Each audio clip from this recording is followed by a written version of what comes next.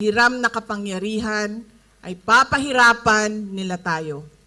Ang dinaranas ngayon ni Pangulong Rodrigo Duterte ay konkretong halimbawa nito.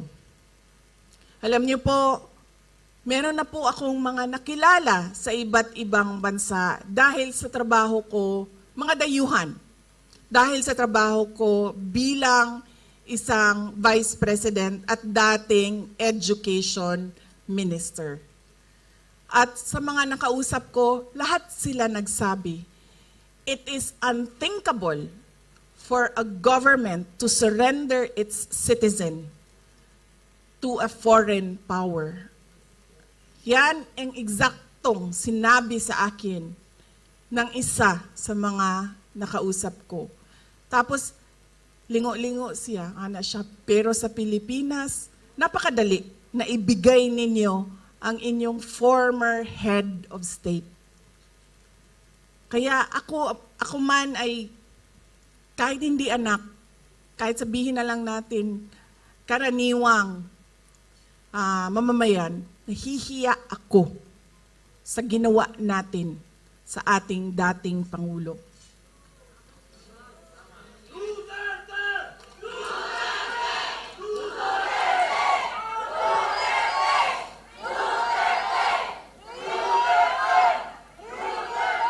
At syempre, inimbita ko si Senator Amy Marcos, kung saan man ako pumupunta, dinadala-dala ko siya.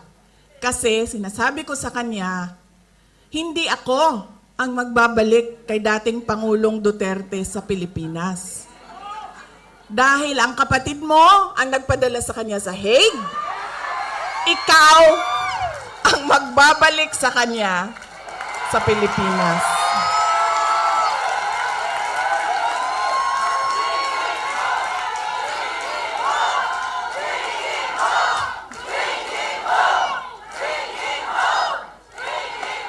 Di ba? Ako ba din nagkatod sa iyahan to? Diliman? Di ba? O, di iyahang igsuon man, di ikaw ang magbalik anak dito sa mua sa Davao. Oh. Kaya dala-dala ko yan siya lagi, kahit saan ako pumunta. Kasi alam nyo, bakit? Kahit saan din ako pumunta, lahat ng Pilipino nagsasabi, iuwi mo sa akin. Sinasabihan ako, kahit nung bata sa kampanya namin sa Manila, maliit na bata na pagbaba ko sa stage, mukha siyang mga 8-9 years old, sabi niya sa akin, ibalik mo si Tatay Digong. Ha? Bakit ako? Ikaw! Diba? Kaya dala-dala ko yan siya. Kahit saan. Para siyang naka-hostage.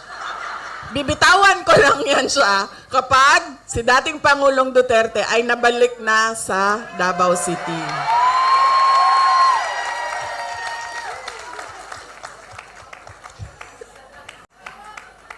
Tapos pagbabayarin ko pa yan ng fish head curry mamaya. Tulad kay Pangulong Duterte, dahil sa kanyang patuloy na pagmamahal at malasakit sa ating bayan, ay itinuring siyang kalaban ng mga taong lasing sa kapangyarihan. Patunay din ito ng ating karanasan na nagpapakita na ang pagmamalasakit at paglilingkod sa bayan ay banta sa interes ng iilan lamang.